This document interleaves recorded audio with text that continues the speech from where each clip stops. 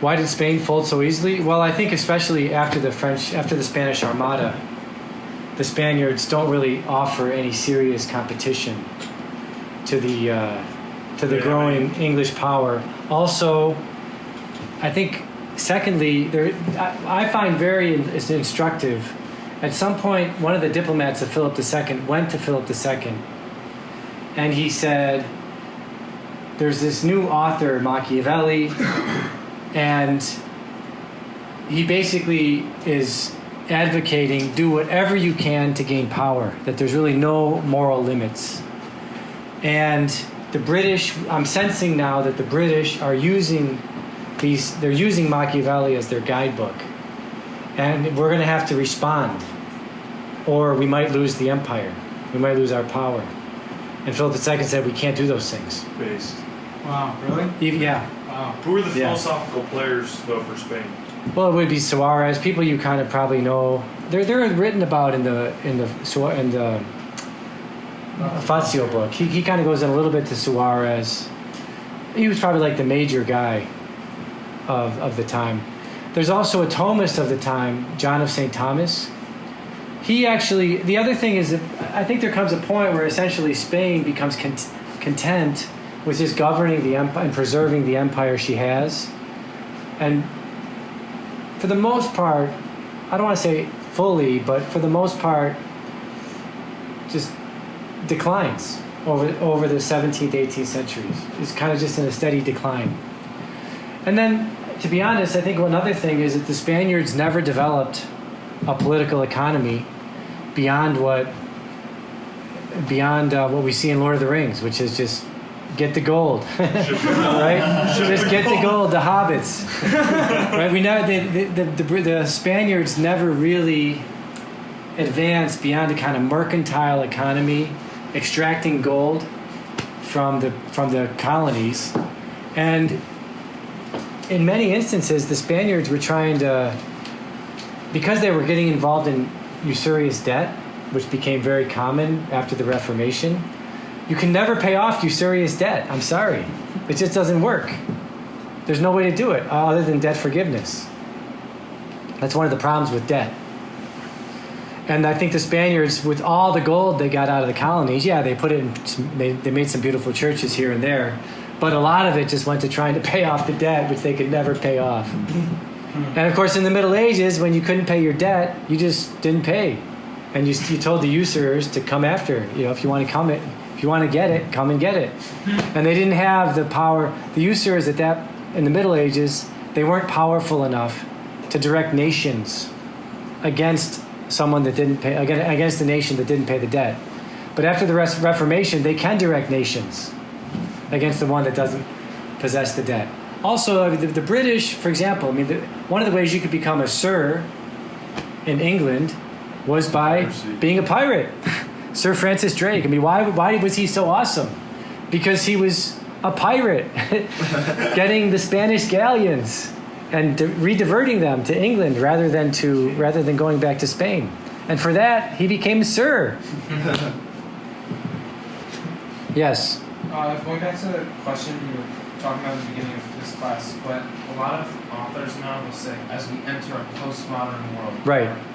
We are in a postmodern culture, right? So obviously, there's you can't define when exactly modernity has ended, but there seems to be a consensus that we're in a postmodern world, right? But you were at the beginning of the class, you're saying, are we there yet? So, right. What are these people saying?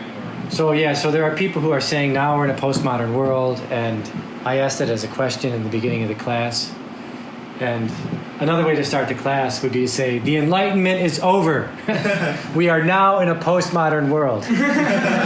Right? In other words, I think one book that describes this conflict fairly well is Three Rival Versions of Moral Inquiry by Alistair McIntyre. I actually think that's his best book. Wow. Because in that book, he basically says the fundamental conflict.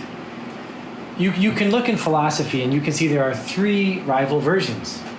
There's the Aristotelian, Aristotle, Plato, Aquinas, moral realism. there's Enlightenment rationalism, and there's postmodern nihilism. And what's really interesting about the three rival versions is that McIntyre makes it pretty clear that really in the end, nobody takes seriously philosophically the Enlightenment rationalism position. It's a halfway house. Mm-hmm. And Nietzsche saw it as that. I think Foucault saw it as that. And that the real conflict ultimately is between the Nietzschean, Foucaultian system and the moral realism. And so when people say that we're now entering into a postmodern world, they could have various reasons for saying it, but I think as a fact it's more or less right. This is what Guardini said in the 1950s. The modern age is coming to an end. And he writes the book The End of the Modern World because he says, I think as we are coming to the end of the modern age, we don't know exactly when it will end, but it will lead to a new age. And so we're going to study the beginning of the modern age to understand what's good about it, what's bad about it, what we should try to preserve. And so right now, especially these last 2 years, I think there's strong evidence that the last 2 years have been planned out because they want to bring about the Great Reset. They want to try to start things anew. I think you can see in the academy, this year, Notre Dame is doing a classic Notre Dame move this year. Classic. You finally celebrate something when it's dead, right? What's Notre Dame doing this fall? They're having a celebratory conference on the 50th anniversary of John Rawls' theory of justice. If there's ever a philosophy which is now dead, it's John Rawls' theory of justice. John Rawls in 1971 or 72 published Theory of Justice, which he thought was his attempt to fuse together Kantianism, utilitarianism, and social contract theory. And it became like when I was a graduate student in the 90s, everybody had to read Theory of Justice. Now at Harvard, nobody reads Theory of Justice. They're all Foucaultians. And I think actually a novel that portrays this trajectory very well, and I know that I get in trouble sometimes for doing these things, but I know that everybody, when they read Dostoevsky, right, they'll always say, oh, my favorite one is Crime and Punishment, or my favorite one is Brothers Karamazov. And I understand why those are awesome novels. I have no argument like why these are not great novels. They're great novels. I think all of his novels are great novels. But just for me, personally, as a political philosopher, the best novel is Demons. The best novel is Demons. And I think one of the reasons why is because in Demons, he makes it, at least to me, someone like me, he makes it so clear the trajectory of modern philosophy. The main character of Demons is this guy, Stepan Trofimovich. And he's an Enlightenment rationalist. He's at the same time somewhat of an idealist, Rousseauian, or maybe an idealist, utilitarian, or maybe he's some sort of optimistic Enlightenment rationalist who's going to remake the world according to Enlightenment rationalist positions. And his child, his nephew, and all their buddies, they're these nihilist Marxist revolutionaries. And they basically are putting into practice everything that he says is the way the world works, but he's unwilling to actually put it into practice. Right? There's this line from this other, the short novel of Dostoevsky, which he wrote right after his conversion, which is kind of like the boilerplate for all of his great novels, Notes from the Underground. At the end of it, an underground man, and Nietzsche says, the underground man, Nietzsche says, if you want to understand my philosophy, but you don't want to read my writings, there's 3 things you should read. And this is good for you guys to know, because you should know Nietzscheanism. But the best way to learn Nietzscheanism, according to Nietzsche himself, is read the Gorgias. The arguments of Callicles and the Gorgias are like the perfect, it's like the great position. That's Nietzsche's position. He's Callicles and Gorgias. Nietzsche says so himself. Secondly, read the Theaetetus. There's an argument in Theaetetus for relativism. Kind of, it's the critique of Socrates. It's kind of at the beginning of the dialogue. But then that's another one where Nietzsche says, that's my philosophy, right there. This is where the one character says, he turns to Socrates and says, Socrates, you're such an oaf. Right? You don't, what you should just do, if you wanted to get along with everybody, you would just try to help people make their arguments better. Right? But you keep coming back to this thing of truth. Right? How dare you claim to know the truth? You should just, if you didn't want to die or be persecuted, you would just help people make their arguments better. Right? That's your problem, Socrates. Anyway, it's a great, and Nietzsche said that's a great statement of my position. And then Wait, what was the second word? the Theaetetus. And then the third writing Nietzsche pointed to was Notes from Underground by Dostoevsky. Right? The underground man is Nietzsche. And at the end of Notes from Underground, the underground man says he turns to the gentleman that he's been. So the whole novel, in a sense, is an argument between him and the gentleman.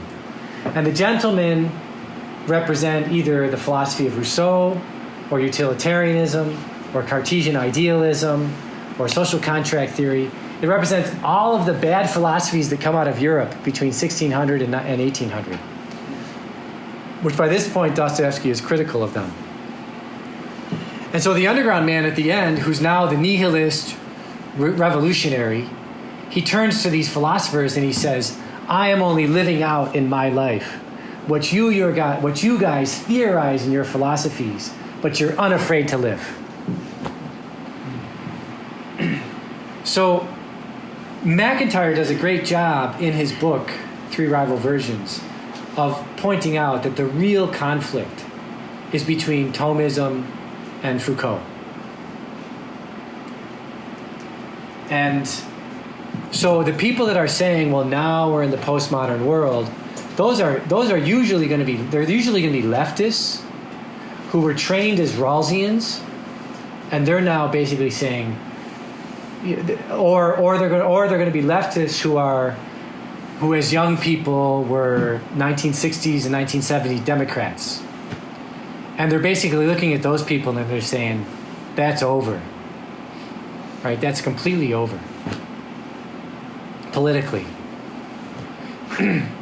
But philosophically, they're going to be drawing from the font of Foucault. Or they'll be drawing from Nietzsche or Montaigne. They'll be drawing from these philosophers of despair. If we go back to those cycles, right? They'll be drawing much more from those philosophers of despair and much less from the quasi-rationalists. I think one way, too, of just summarizing all of the Enlightenment is to say that, look, when you're in the Thomistic age, right, we say there's reason. And we say reason can lead you to know that there is a God. This is reason now. Reason can lead you to know that there is a God, that he creates, and that he governs the world that he creates providentially. And one of the ways that providence works is through secondary causality. And it's very important that there is this reality of secondary causality. There are agents that can participate in the providential behavior of God and act providentially, though not in the full providential way that God acts in nature. Right? So that the fullness of reason is huge. If you look at it that way, right? It's huge. If you look at it that way. Now, essentially, what most of these thinkers in the Enlightenment, what they're going to do is, I like to call it truncated reason. What they're going to call rationalism is they're going to say, look, you can cut off part of your brain. You can cut off the right side of your brain. And you can just do philosophy or science or whatever with the left side of your brain. If you want to look at it in some sort of materialistic way, just using neuroscience, you could just say that. That's a modern philosopher. Forget about the right side of your brain. Just work with the left side of your brain. And then they argue over what parts of the left side of your brain are really important. Or another way of saying it would be, we should just not deal with immaterial reality. We truncate off immaterial reality, and we should only deal with material reality. Right? So most of the Enlightenment is going to be trying to defend some sort of truncated version of reason. And then the Nietzscheans of this world, the Montaignes, the Nietzsches, the Foucaults, they'll just come along and they'll just say, well, there's not even that. There's not even truncated reason. You're just desires and passions. That's all you are. And that can't be changed. Yes? When did Nietzsche describe his own thought? When did he do that? I would have to do a little bit of research to find the quote. Okay, I was curious. Yes? Why is the main conflict between Foucault and Tomism if Foucault had to be propped up by the CIA? Yeah, why is the main conflict between Foucault and Thomism if Foucault has to be propped up by the CIA? I think because McIntyre was writing that book in the 1980s in the United States. And I don't know if he knew that the CIA was propping up Foucault, but he certainly knew that Foucault saw himself as the inheritor of the Nietzschean tradition. And he also probably saw around him, in most of the humanities and social sciences, people taking on Foucault as the ideological lens for doing their work. So he probably just was aware that this is so big that we have to take it seriously. We have to at least present Foucault as the current version of Nietzsche. Yes? This might be off topic, but how, and this is like a big question, but how does one read the signs of the times? Because yesterday you said there were really two people who realized we were entering a time of chaos: Jude Doherty and Jose Maria Escrivá. Yeah. And this bishop in Brazil. And this, and it seems like one of the things that I don't know, like when you're talking about Dostoevsky, like it seems like a lot of kind of the Enlightenment got started under everyone's nose, and then finally once it popped up with the revolutions, everyone's like, whoa. Right. How do you read the signs of the times? How do you read the signs of the times? How do you do that? Yeah. I think that one, so how do you read the signs of the times? I would say, yeah, that's one way to do it actually, right? So one way, but what I've seen is that if people that tend to be good at reading the signs of the times, they develop a little bit of an independence from being slaves to the Washington Consensus or being slaves to the most recent academic trend, whatever that is, first of all. Now, when I say the Washington Consensus, there's a consensus, there's a Brussels consensus, there's a London consensus, there's a Washington consensus. I mean it in that sense, right? But so often, our Father speaks about this in his homilies. I was going to preach about it, but I'll just say it right now in class,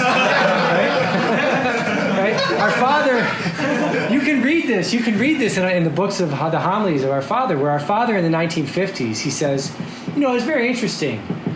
Looking back now on the 1920s, how there were all these gentlemen, intellectuals in the 1920s who walked around in suits, and they were very polite and very gentlemanly, but in the 1930s and 40s, they became the most violent of men. And he also says elsewhere in several different moments, he says, there are these fashions. You can see it. And the people that are the most slavish to fashions are intellectuals. They're worse than cover girls when it comes to being slaves to fashions. Every time you see an intellectual walk into a room, the song in your head should start playing, "I'm a dedicated follower of fashion," right, by the Kinks. It's a great song. That exactly describes intellectuals. But I think that this prohibits. I think what I'm making a little bit of fun here, but this is also the danger of think tank landia, which you'll find in Washington D.C. is because you're always trying to basically couch your ideas in terms of what will get me to the next appetizer so I can become part of the Washington Consensus? What will enable me to walk into the elevator so I can have lunch with Charles Taylor? Right? Well, because there was one time, this is a story, I'm sorry, but It's good. but I haven't answered your question yet either. But so one time there was this, Lumen Christi organized this big meeting with Charles Taylor at the University of Chicago. And so they invited like all the Catholics they could get, north and south, east and west, to come to this paper with Charles Taylor at the University of Chicago. So at one point he's given this paper, and then at one point he starts wagging his finger at the crowd. And he says, "You hard-headed Thomists out there, it's high time you realize that you live in a culture which is superior to your own on every level, economically, militarily, scientifically, socially. That culture is superior to your own on every level. Just face it, you hard-headed Thomists." So the Q&A comes, and the moderator says, any questions? And it's like long moment of silence. Okay, so then this young professor in the back raises his hand, and he says, "I have a question. I think the first Christians could have said the same thing, that they were living in a culture that was superior to their own in terms of military, economics, philosophy, science, engineering, technology, whatever, right? But there were some things that they weren't willing to do. Offer incense to the gods. Christian women don't perform abortions. They don't try to block the life in the womb. Do you think that there might be anything in the modern world that Christians might not go along with? I mean, since you know the modern culture so well, might there be anything in the modern world that Christians might not go along with? I'm not going to answer that question. That's a bad question. Really? You wouldn't even be willing to speculate? Like a hypothesis? No, I'm not going to answer that question. We never know what will lead to martyrdom. We never know what will lead someone to die. You're a bad person. You just want to make distinctions, right? We don't need to make distinctions.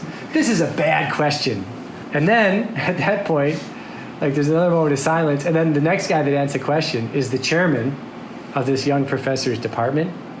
And he says, "Professor Taylor, I just want to thank you for the beautiful way that you responded to that previous questioner." Was this you? You were the professor. And then the young professor, he's going to the elevator, because he was invited to lunch, he's going to the elevator for lunch. And when he gets to the elevator, the organizer, who's his friend, says, "You're not coming." But then I went and sat with my students.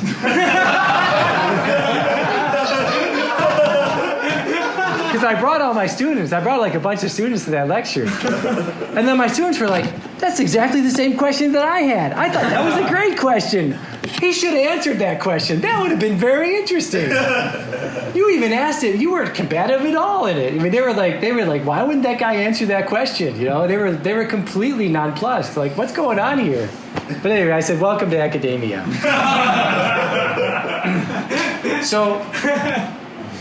But I think that people who, I think that like Dostoevsky, he spent 4 years in prison, essentially reading the New Testament.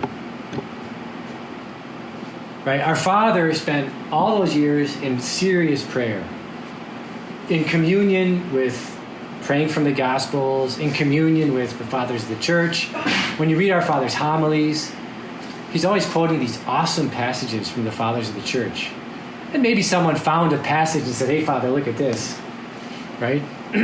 But I think what you see is that people that the people that are able to establish a little bit of distance, there's usually some author or there's something that they really embrace and they really get to know, and that becomes their foundation for understanding everything. And so I think they can kind of see a little bit more, those kind of people can see a little bit more of the signs of the times. Should we take a break? Yeah. Yeah.